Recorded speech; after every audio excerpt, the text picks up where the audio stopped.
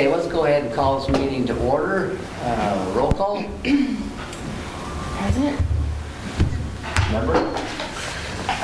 Tio Espinosa? Randy Grant. Jim Dumont, ex officio. Dave Bissell. Mike Rizella. Carolyn Hall. I'd like to recognize Mr. Jim Dumont, ex officio member. Spent way too long having to chair this committee, and I appreciate your willingness to come back and help us. To move back into town, right? Anytime you want to do that, you are welcome to. College Place would appreciate you back. I'd like to move on to the consent agenda, and I'd like to have one vote for the agenda and the minutes. So if you'll review them, and then I'd like to have a motion.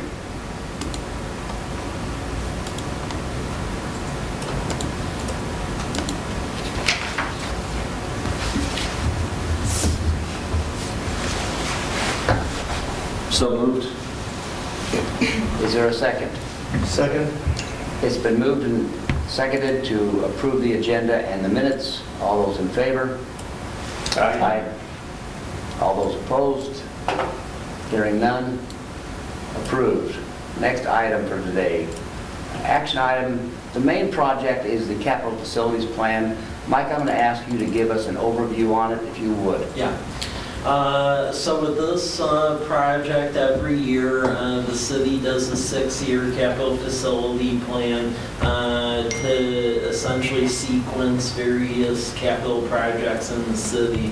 The ones that are set in stone tend to be the first fiscal year, so that would be fiscal year 2020, and then beyond that, it goes into a plan, but that's dependent on revenues and taxing sources and our success with grants. So what's before you is just the park section of the capital facility plan. The actual plan itself goes citywide and is about 100 pages. This one though just has the key park projects, so I will go over that. Most of them you should be aware of. Naturally, the biggest one is Lions Park, and we've been putting money away for that. Continue to pursue grants, and we'll be working with Exchange, Lions Club, Rotary, and others to ensure with trust to next year really get to our total, so that way in 2021 we could go at full construction. Last week, I found out the State Department of Ecology actually had a stormwater hardship facility grant for cities that have stormwater utilities that have high rates. So because of that, we actually do qualify for that, and that Lions Park pond separation is actually a qualifying project. So we actually passed the first screening of it already, so keep your fingers crossed that we get that, because that would actually cover the full cost of the line. So yeah, so that would be awesome. And as you can see at Lions Park, there's a hypothetical of the split that we think would essentially cover the cost of that. Parks in this community are a bit of a challenge to pay for because they don't really have a dedicated funding source, so it pretty much goes against police, fire, and everything else be occurring expense. So Lions Park, there'll be community outreach for it, but again, pond separation, fix the baseball field, the splash pad, restrooms, the all-inclusive play equipment, so just a full-on park rehab. The next one is Kiwanis Park irrigation. We have half of the park that has a new irrigation system, but the other half does not. So working towards that. Next year, 12th Street Parklet, as you may recall, about 2 years ago, that was donated to us because Cascade Natural Gas no longer needed that for their essentially lift station for natural gas. And it does have views of the Blue Mountains. We've had problems getting to it because of staffing issues in public works, but we're finally starting to stabilize that. So I believe we'll be able to get that next year. And as you may recall, there's already a plan in place to make it a nice little parklet that went some time ago. So that's $10,000, and some of them, there's a little bit of money of that that we got from Cascade Natural Gas. Harvest Meadows Park, a lot of folks don't even know that exists. Well, they do now because wayfinding signs say it when you go over there. But it's actually the size of like a residential city lot. And with this, it would be just getting park amenities out there that the traditional parks all have. So welcome sign, drinking fountain, picnic shelter. And as you may recall, this project was specifically outlined in the adopted parks master plan from last year. And that would come out of the real estate excise tax funds. Veterans Park. Reason that's in there, even though that it's a new park, is we tried our best to get the developer to put what's needed for a community park out there. But when you are playing with full deck of cards, it doesn't exactly work. So we did get them to put playground equipment and things like that, but we do believe over time that we're going to need to put restrooms out there and other activities. So we are putting a placeholder for them. We'll be doing community outreach, going into farmers market next year, because we really feel there'll be additional improvements that need to be made. The thing is with this is since that part of the UGA around Martin Airfield didn't get pulled out, we are hearing that there is a hypothetical where they may develop the top part of the bluff. The airport would be the airport, but the top part they may be pursuing residential. So if they do that, we can actually assess them developer impact fees, and they'll actually end up paying for it. So that's the plan there. Beyond that, going into future years, McKiernan Christensen site, this is directly across from the high school, and with this, that's going to be a 260-acre development. We believe the park property would basically straddle areas near Stone Creek throughout the development, and it'd be a regional park concept, so trails, sportsplex, things like that. Estimated cost is $2 million. We believe we can split that between partners, state, development impact fees. That would basically be a cornerstone park because of the amount of development out that way. And then the last one, and this would be out toward 2023, and this would be dependent upon getting federal PO money, Metro Planning Agency money, is the Whitman Drive multi-use path. So Whitman Drive for many years has had sections of it that have multi-use path. The thing is since the county has completed the nice upgrade of Whitman Drive along Martin Airfield, the amount of folks walking and bicycling out that way, because I go out there a lot, I would argue is trivial out there. I mean, it's getting to be a big thing. It's great.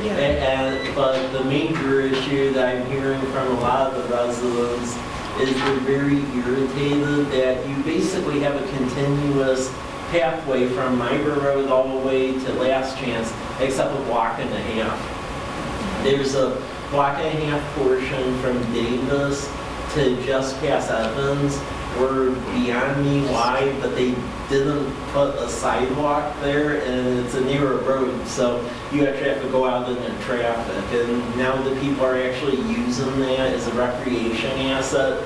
It's very much so becoming an issue. So that isn't something that we want to get into immediately, because there is going to have to be some right-of-way acquisition.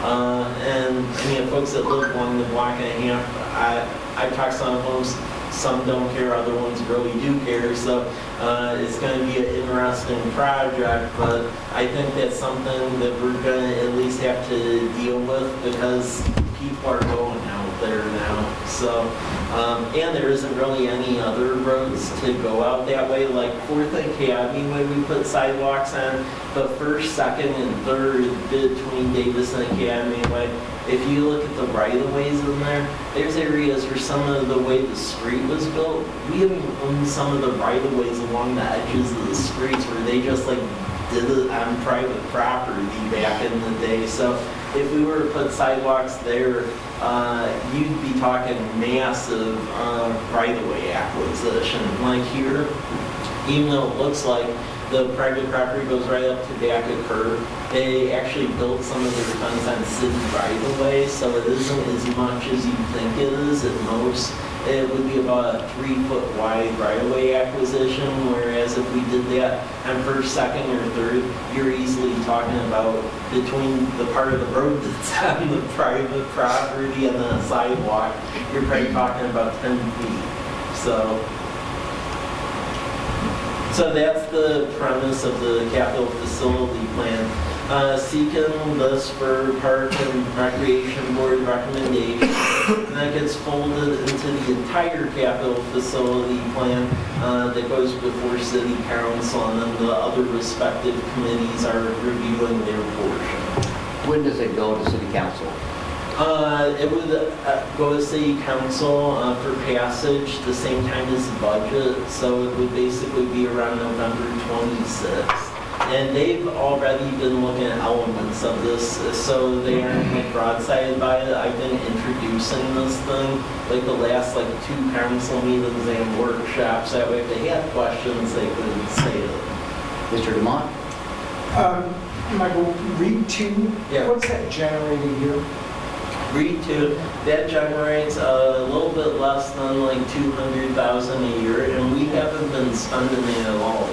We've just been socking that away because the idea is that over time we would basically be building a war chest to deal with Lions Park. So since that was instituted in 2017, we've just been sitting on it. Okay. Yeah. And what's READ go for now? Primarily, what's that fund, capital? Capital facilities. So there's 2 sections of REIT. You have REIT 1, which can go at either operation and maintenance primarily, and we use that to actually chip seal the roads. Otherwise, we wouldn't have money for a chip seal program because a lot of cities actually have a dedicated street revenue source. We don't, so it's grants. And then that fights with police and fire and community development for the remainder of the current expense money.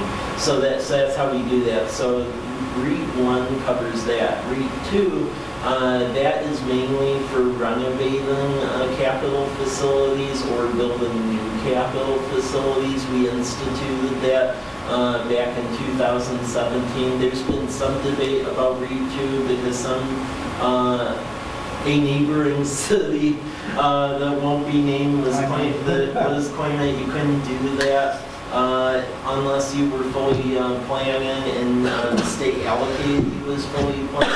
However, Pasco and Kennewick 20 years ago got an Attorney General letter they shared with me, so you can in fact do that. And we've had 4 attorneys look at it and they all said the same thing. So REIT 2 you can depend on. Great. Yeah.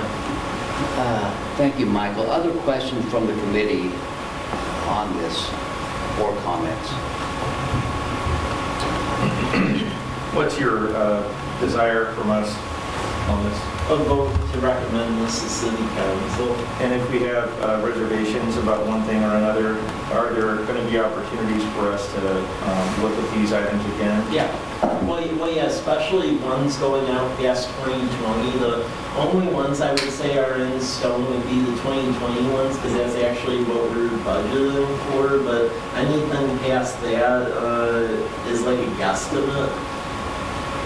We're basically setting numbers, but Yeah. the actual application of the money is still up in the air. Yeah. I think at some point we ought to revisit the question of parklets.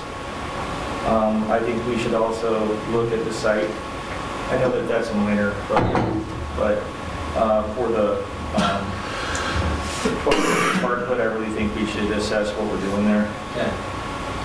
That's my opinion.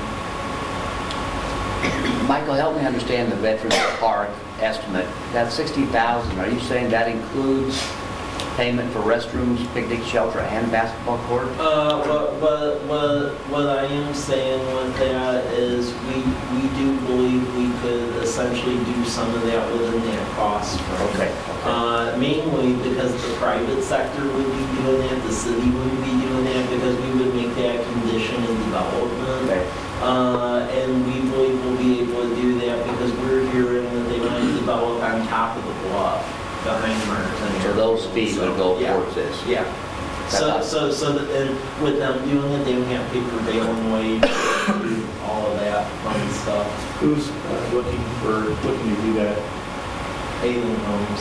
And how soon do you know? What was their plan? With that, I would plan that they would be looking to do that likely within 2 years. That's why I put that out at like the 2021 time frame, because what they have told us is that they plan to essentially file an application with our hearing examiner on the comp plan to do a bit of a land use change out there, because the airport they want to keep is the airport, but they need to change the use because right now it's light industrial, and that isn't actually an allowed use within the light industrial zone, so they have to change that. And then the back part up on the bluff is, believe it or not, light industrial. So within this petition, they would be changing that to that R60 zone for the housing up on top of the bluff. Just a comment here, the airport and the residential development. We've talked about the desire to keep the airport as a special thing that is really an asset to the community and to general aviation in a variety of different ways. Residential development and airports, as much as we would like to think differently, are at odds. And so the more development that happens there, the more the airport is threatened. That's just a general comment. But as we're looking at that development up there, if at some point there's going to be conflicts coming. And it also makes the airport a little less safe if you're looking at a sealed zone to put down in. And I know people who have put down over there. So. Well, and that's why we've been pushing back against them and doing any sort of development anywhere immediately close to the airfield, because originally the new owner in them were actually talking about looking at some stuff below the bluff, and I told them I would be adamantly saying do not allow them to do that at hearing examiners meetings. However, the way the flight paths and there's like this like cone thing that the FAA sets where they want it clear. If you look at that, the little area on top of the bluff, that actually avoids that. So if they just stay on the bluff, I don't think there would be issues. But originally they were saying some areas below the bluff, and I told them there would be no way we'd be supportive of that. And I do know the property owner is actually working with the FAA on an airport master plan grant, because the plan is that they actually want to resurface the entire runway. That would be spectacular. So that's actually happening. So. And I guess I would ask one other question about, well, it's related to, but the Woodman Drive. Yeah. Isn't that really a street sidewalk issue that is public works and the general portion of the budget, rather than recreation activity? That works for both. Yeah. I'm just asking.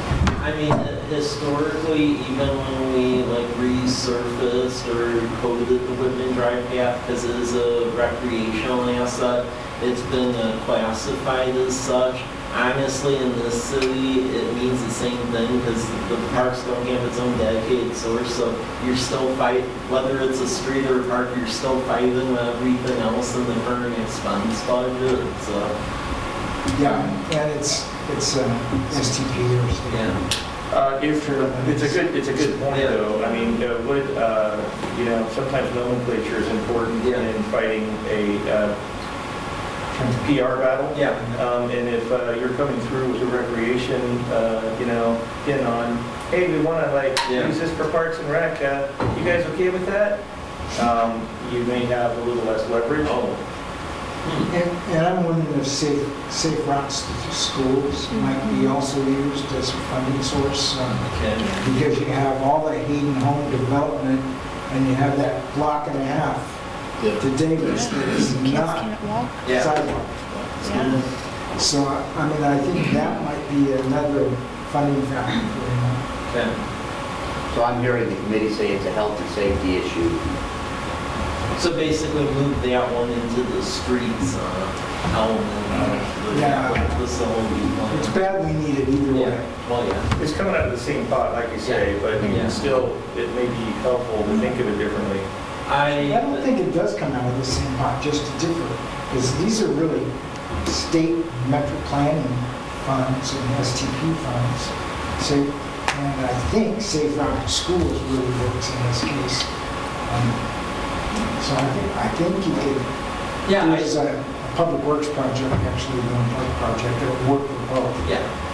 Yeah, I couldn't move it. I agree with to the Blake, streets, PR is a lot easier. Yeah, and I think you don't have all of these, so the pot of asks, in the Parks and Rec isn't this big. Yeah. And you're taking that off, I think it makes sense to it. Okay. I've only been Yeah. I've only been on the walkway twice, but I've enjoyed talking to neighbors and friends. It's amazing how much more usage that's getting all the way out there. It's crazy. Yeah. It's been wonderful. It needs trees. Yeah. Short trees on the runway end, but Yeah. long trees on the other end. Yeah, we discussed that with the county because they ultimately have to make that decision because everything past the entry to Martin Airfield, they own. So, Any other comments or questions regarding the plan? Good job. Yeah, absolutely. Aaron? No questions here. Well, I would like to ask to have a motion that we approve this and send it to city council, that they can ratify it and benefit our community. So moved. Moved by Waite, Second. been moved and seconded by Tito. All those in favor?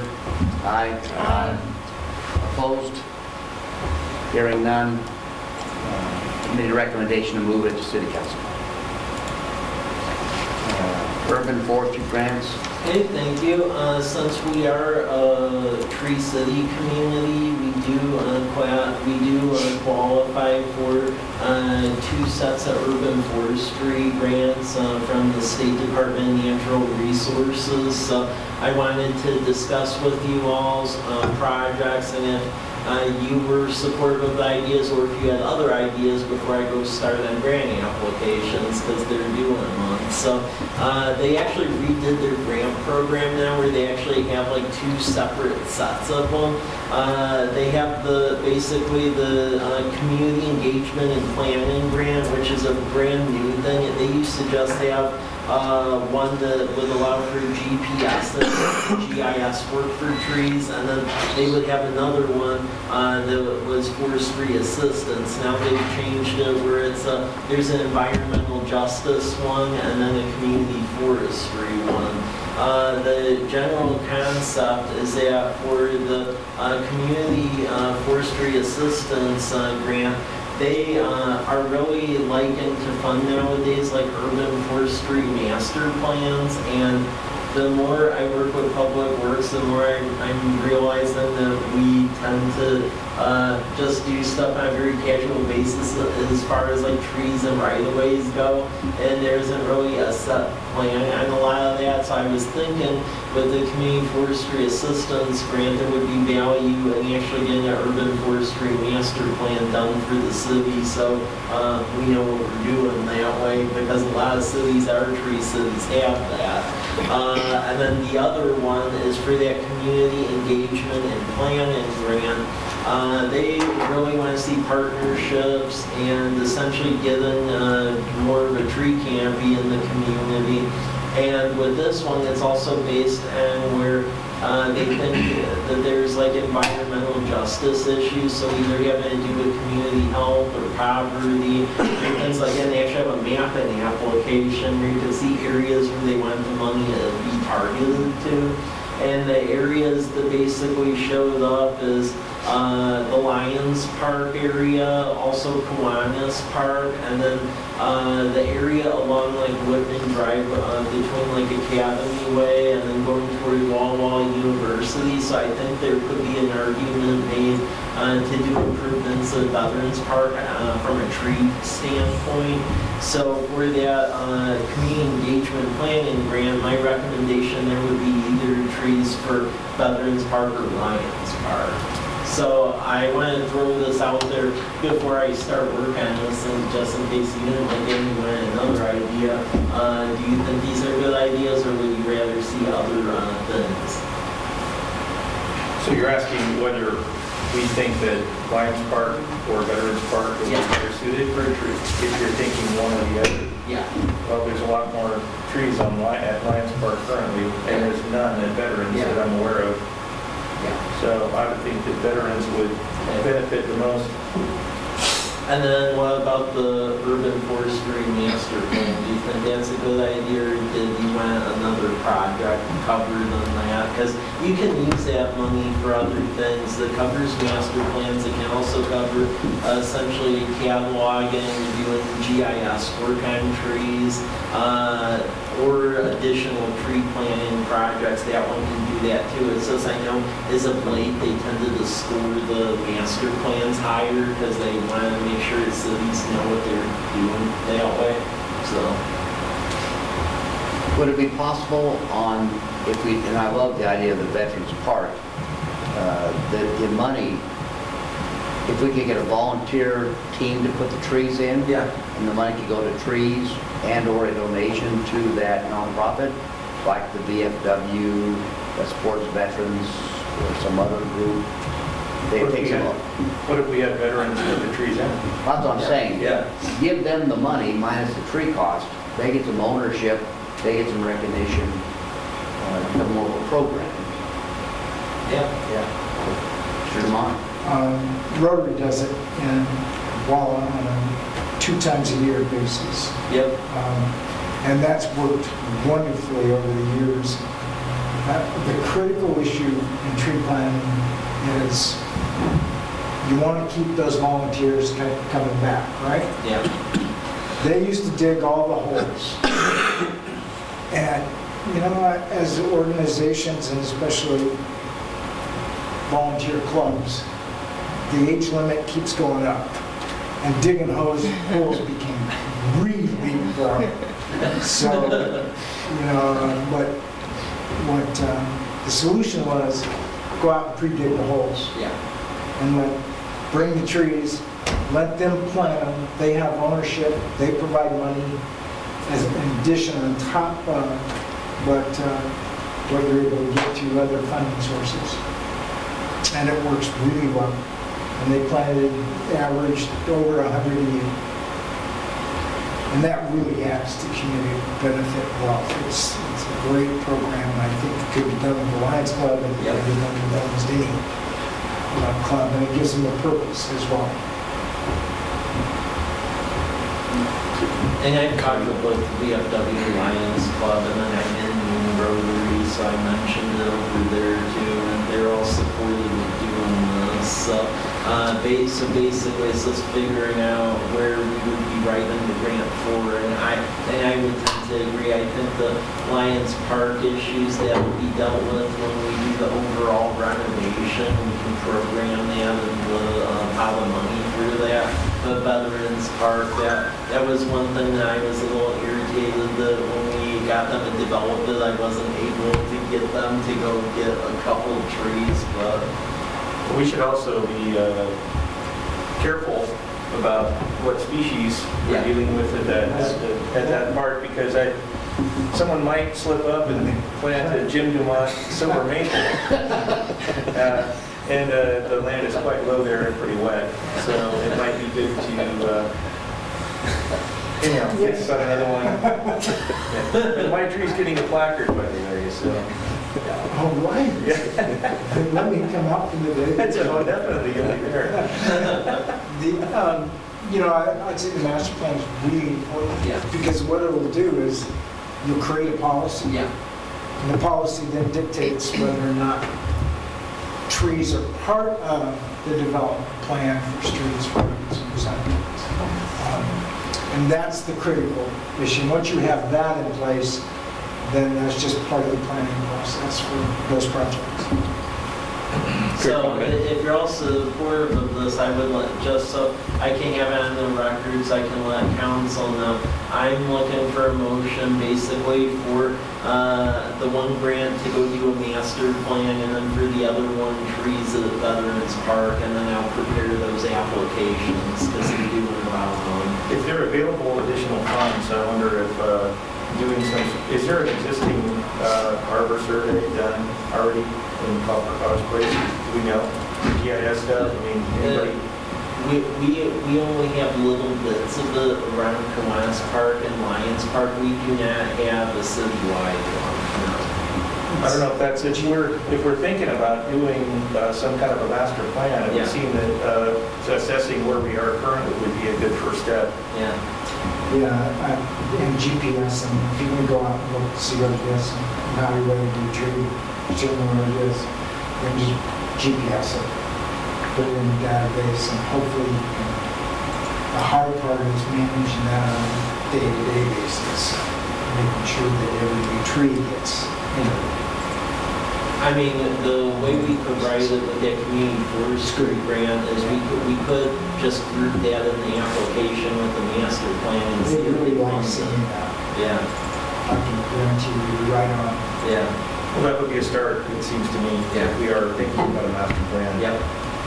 Maybe some university students could, through GPS, through the technology program, do that. Well, yeah, we have GPS unit, we have GPS units, and in addition to that, since we moved our GIS services towards cloud-based, we can actually extend out this application where they can even use their own phone in essence and get into it and just use it that way. So, Yeah, there's probably somebody out there who's already done sort of a crowdsourcing kind of a survey like they do with birds. yeah. And maybe just leveraging that would be enough to get started. Anyway, if there's funding, I mean, I think we've hit the two like big ones, and then if we have ways to stage for what a master plan would be, that'd be good. I'm hearing comments that, A, the committee's in support of the Veterans Park for the trees. Michael, you wanted a second motion as well? It was basically just a motion to cover the application for trees at Veterans Park. And then for the other application, we could do it one in two ways. It's either putting in the application for GPS and trees and then the master plan, or just do the GPS and the trees. I could see it being cut either way. I'd like to ask Leif to make the motion and specify no silver maples, if you would do that. That's really Jim's arena. He has special words for those trees. Started with an S, in fact. Yeah. So I'm not going to say it with this open mic over there. I have political aspirations today. Shame on you. Who knows what'll happen? Would I didn't get out and see the council? Would you make a motion? Leif, would you please give us a motion? I move that we accept this with the recommendation that we see what we can do to get trees at Veterans Park. And what's the other one? Sorry. And that we, community engagement and planning grant. Right. That we seek for that for the GPS. GPS. There, that. I so moved that. Yeah. Sorry, I'm too busy laughing. Need a second. Second. Seconded by Aaron. All those in favor? Aye. All those opposed? Hearing none, moved. Next item. Arbor Day proclamation. Okay, just letting this board know, we had our Arbor Day celebration earlier this month and planted another tree over at Kiwanis Park, Davis School area. Randy Grant was on hand for that event with the mayor, and then there was also a proclamation that I believe Randy has that was issued that day. So we need that not only for community engagement, but one of the conditions to keep our tree city designation is that you have like a Arbor Day event. So that is a condition of that. So with that, I was able to essentially renew our tree city designation for the upcoming year. So that's good. So. Norma did a wonderful job with the children at the school. She had them entertained for almost 10 minutes. She was on her A game. The kids are excited because they got to shake the mayor's hand. So they were talking about that. Shook the mayor's hand. Thanks for doing that, Michael. Yep. Next item is the Veterans Park dedication. Okay, so today's the big day on that one. So that is the dedication event will be this afternoon at 2 p.m. Randy will say some words at the ribbon cutting. Chamber of Commerce will be there, and then Mayor Hernandez will be there as well to officially dedicate the park. We were able to get them to put up signage that actually looks pretty similar to Kiwanis Park, so we're proud of that. It now has a working irrigation system, so that's a good thing. I started to wonder for a while there. And then we have playground equipment, and then yesterday they were putting down this essentially the soft material underneath underneath the playground equipment. Which I was getting worried about because they were having problems sourcing in what you got here. So that's a good thing. So the park with the 3 pieces of equipment, flagpole and sign now exists. So it'll officially be dedicated. The city council, I attached the resolution because I waited to accept the park and moved the name Veterans Park over there until we knew the park was actually going to look like a park. So now that it does, we've moved that, and the old Veterans Park, which really was a city lot with a bench on it, we're just holding that for future improvements should police or fire need it. But in the meantime, I am working with Walla Walla University on the agreement to turn that into like a community garden. I'm just waiting for it to get approved by the administration over there. That's because it's somewhere in their process. So, but yeah, if anyone has questions, but that's at 2 p.m. today. Please show up if you are able to. So. First new park in how many years for College Place? The last new park was Harvest Meadows, and it was dedicated in like 79. So, yeah. Yeah, because that Harvest Meadows area, it developed in the very late 70s, 80s, and 90s. And from the records I found, it looked like they didn't really do an event, they just like accepted it, but with the date on it showed 79. So it may have just been out there on its own, but it was. I think our best shot at doing something great, Parks and Rec wise, is going to be the Christensen development. Yeah. And I hope that we don't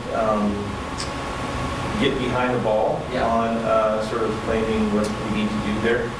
I know we've got plans, sort of initial sketches of how things are going to be divvied up down there. Yeah. But there's some really cool spots down there that could be amazing. It could be a flagship park. So I want to just wave my arms a little and say, let's make sure that the planning process doesn't get too far down the road, because that's, I think, as a team of people who are looking at Parks and Rec, that's a place where the future of College Place will hopefully look back, thankfully, at whatever we decide to do down there. Well, what I will tell you with the Material and Christensen development, yeah, I mean, it's happening, but you don't have to worry about moving along quickly. I'll just leave it that way with some of the side conversations. So, I mean, what I do with that is that next year, we need to really firm up what we want and then where, and then when the various developers do come up to the table, that we have that in hand and they know what they're doing. I do think there's some synergy that we need to plan for, especially from the perspective of maybe doing like a signal for kids to be able to cross the street and so forth, because the library district is planning to build that library across, right next to the high school. And from what I'm hearing, they're trying to hurry it up because they realize their lease at Plaza-Way ends a year earlier than they thought it did. So they're going to really be trying to hurry that up too. And I'm hearing that facility is going to be a mixed one where it's a library admin for them, but then they also want to have like community center and makerspace components to it. So that in relation to the park that goes across the street, we're going to have to make sure there's enough egress to safely get everyone back and forth across the street. If you've ever taken a kid to school, there's other things to address there as well. So Yeah, it's a congested mess. yeah, some optimization. And some of it's, I think, on the school grounds itself, but others may be on the approach. But yeah, we're just really going to have to figure all that out, because I know the library is going to be moving a bit quicker now because they realize the lease issues they have. So that's just something to be aware of. But yeah, we're at the early stage of McKiernan Christensen. They just did that to understand if in general we were supportive of mixed-use development, because when you do future land use zoning, back when that was brought into UGA, it was just where you had one piece of Mike's property, it was commercial, you had a piece that was like townhomes and stuff, and the rest was single-family residential. But typically when you do larger developments like as you do boundary line adjustments, you clean up what those uses look like. So that was meant to illustrate that, whether or not it would hit a brick wall or not.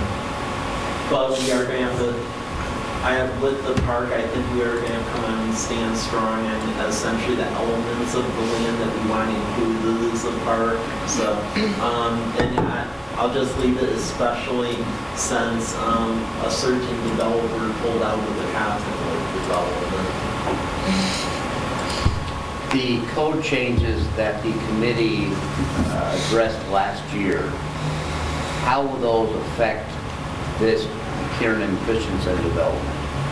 Well, it'll be a lot more regulated. The issue we had before, which is why Homestead was brought into the city the way it was brought in, was because in the old planned urban development process, if you petition a city to do a PUD, one could argue it effectively wiped away zoning, where the developer could just say whatever they wanted to do, and if the hearing examiner, city staff, okay, then the hearing examiner's like, oh, okay, and then they just do it. So that's why when you look out Homestead, they had such limited park property, and frankly, it was the leftovers. I mean, it isn't like they could fit homes where that was at, given the way the bluff was. So that was leftover property. With the newer development regulations, there's much more of a process to it, especially about setting up park property, various thresholds in which they must give us equipment, restrooms, and other things. And that's not going to happen again. The development code that is going to go for council approval in the next meeting that has all of the amendments to it. But yeah, that's why we're making sure the development code gets in place, because that was the problem. Our old development code, if you developed under the traditional zone, and there were protections, but what a lot of these developers were doing, knowing how the PUD process was here, is they would petition in the hearing examiner for a PUD, because then a lot of the stuff would be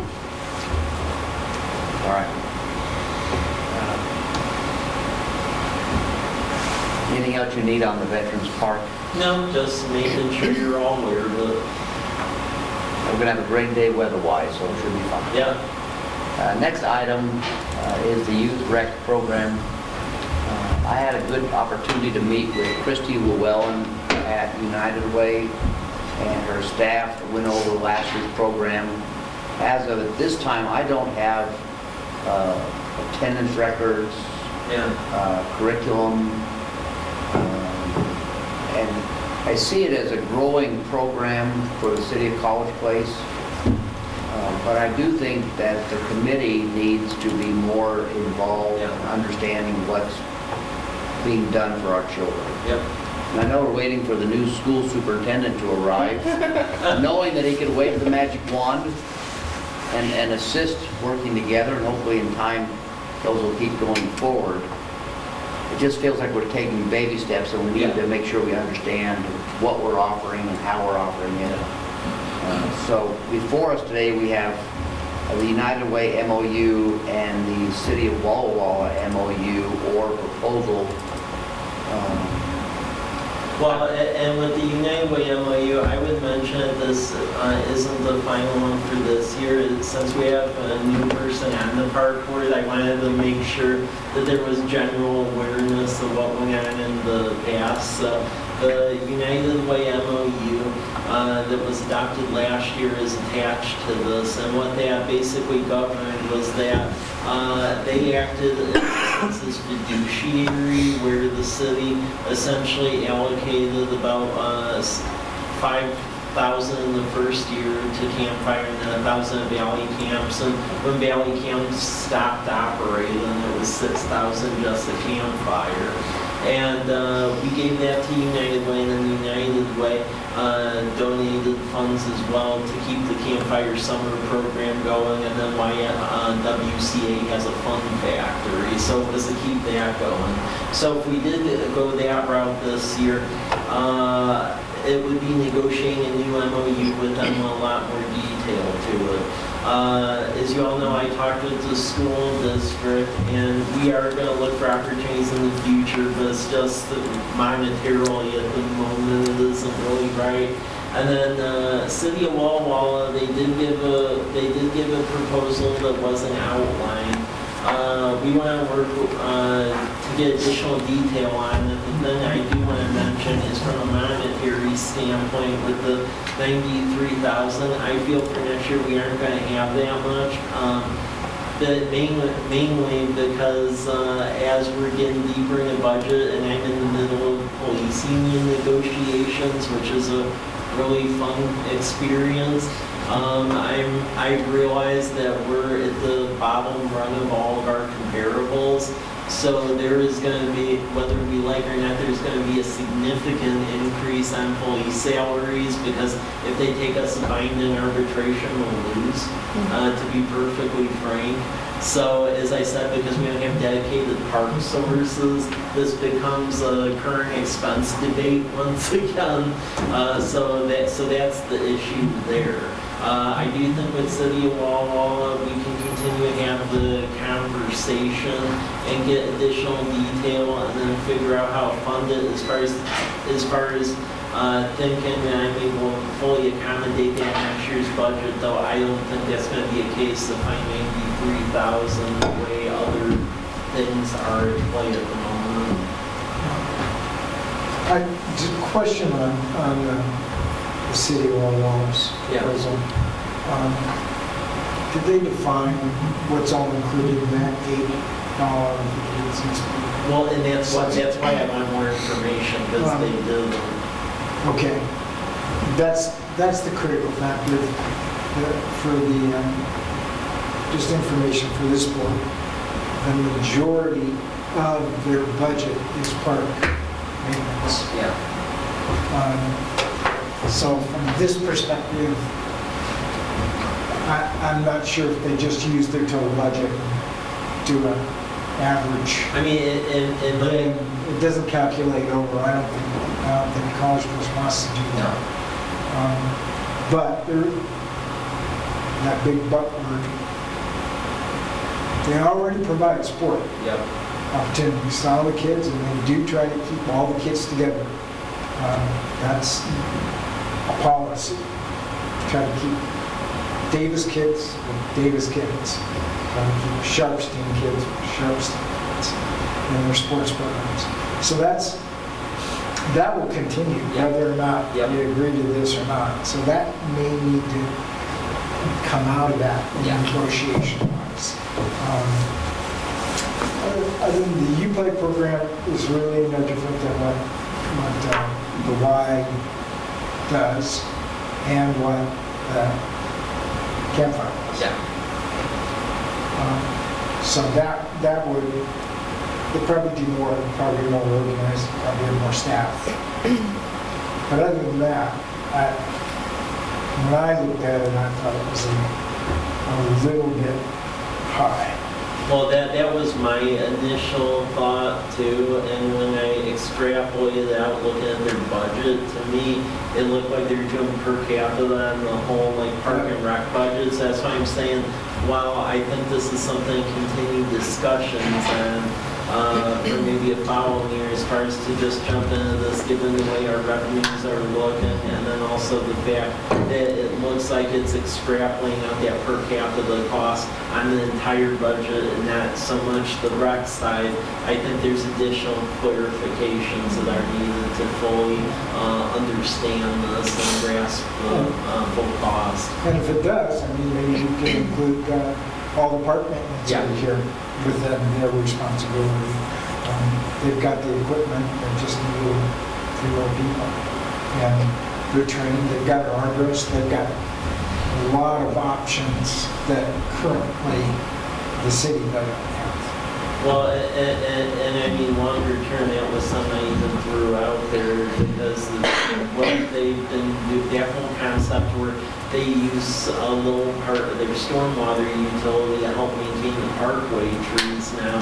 I think that's a very interesting concept, and we'll never have enough money here to hire full-time arborists. That's just our revenue stream. So I did pose that question to them. So I think there is room in this for maturity and to include additional stuff. I'm just saying as of right now, though, I think it's a bit high for what's outlined, and there needs to be additional detail in essentially what that subsidy is covering to fully grasp it. What I would suggest, and I want to be sensitive to taxpayers who may feel like if they're a Walla Walla taxpayer, why are their resources going to help College Place, or College Place taxpayers feeling like, why do we have to have Walla Walla doing it? And there's always a disgruntled parent who lost their lunch bucket, and they're looking for an excuse for that.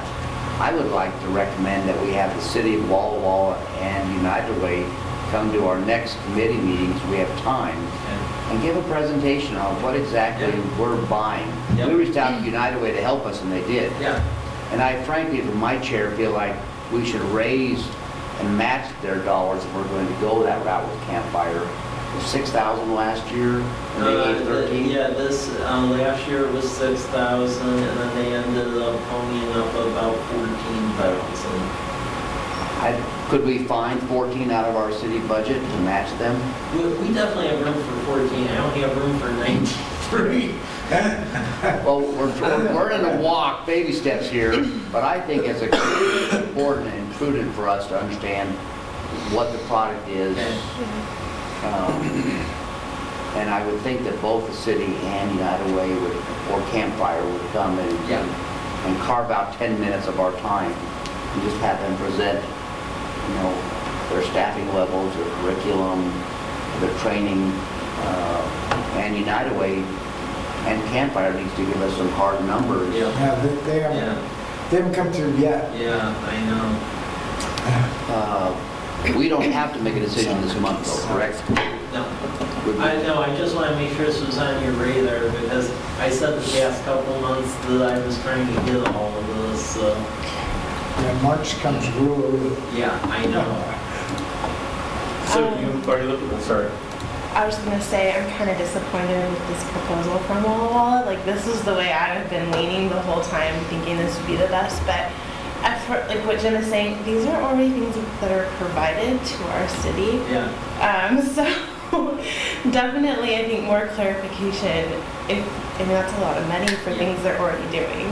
And then my other question is, when we're doing these camps in the summer, are those free of cost No, there is a to the cost. residents? There is a cost to residents, it's subsidized. Okay, So. because that's the only thing, you play is free Yeah. for kids.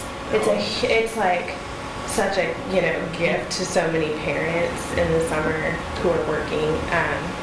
So I don't know how subsidized it is. It's but 35 per family 35 for the And summer. it's Per week. per Per week. week, And that's 7:30 in the morning until 5:30 at night. And those are longer hours than you Right. play is just like, Right, right. not very long. 9 to 3. Yeah. So I think we need to understand more as a committee what we Yeah. have to work with. 10 to 3. We have to grow. I applaud what the city's doing for recreation and parks. We just need to do what we can do. Yeah. And it's difficult to ask a new school superintendent to get involved in this game, because you've got growing pains of your own. Yeah, we do. So, Risky move showing up here. and I'm glad you're here. That's where I need to be. Yeah, no, definitely. And there's an issue of identity and creating a sense of community. I think that is really, as life and I go through, it's really changed.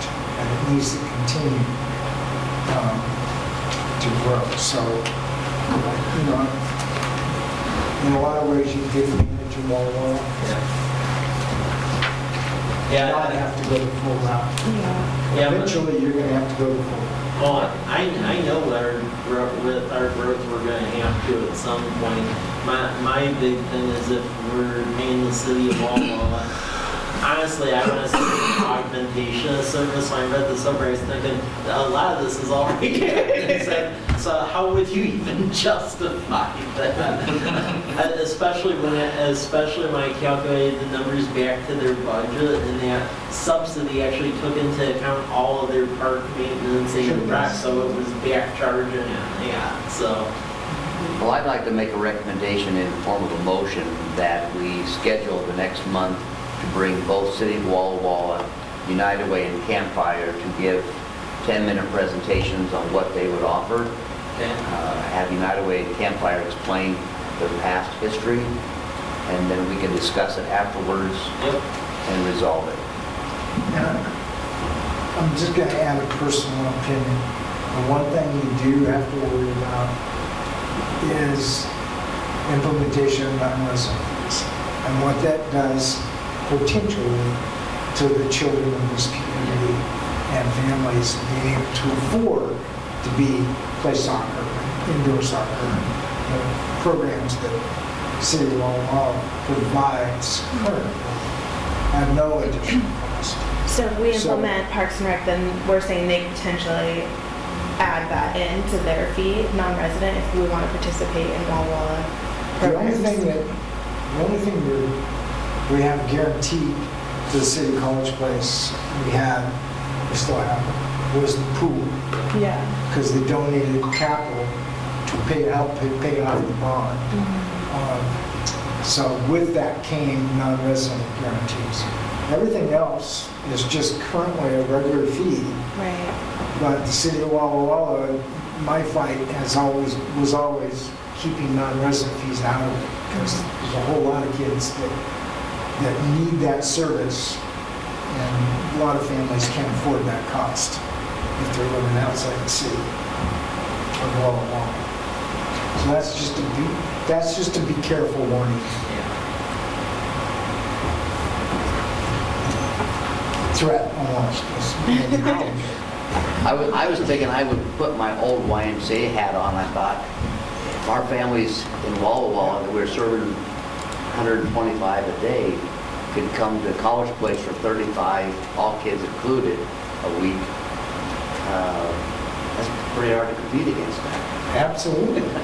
I'd do it. Campfire, certainly, churches, Boy Scouts, Girl Scouts are all going to be. So we need to process it. Yeah. Exactly. And learn. So I've made that motion that we put this on the agenda for the November meeting. Second? Moved and seconded. Thank you, Wade. that we try to learn more about this animal Yeah. to give the wisdom to guide it forward. All those in favor? Aye. Opposed? Hearing none? I'll make the call, get those on the agenda, if that's okay. Okay. Anything else for the good of the order? Hearing none? Motion to adjourn? Dedication at 2. Yep. All right, Yep. thank you. Yep.